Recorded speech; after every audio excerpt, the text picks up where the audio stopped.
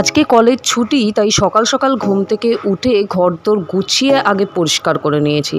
College ছুটি তো কি হয়েছে, সকাল 8টা থেকে পড়ানো শুরু করব, এখন 7:30 মতো বাজে। এবার আস্তে আস্তে আমি বেরিয়ে পড়লাম। বগুলাতে একটা ব্যাচ পড়িয়ে হঠাৎ করে দেখি ফোনে একটা SMS আসলো। আরে দেখাবো কি SMS, তবে তার আগে আমাদের বাড়ির সামনেই এই ঘুগনি পাউরুটির দোকান।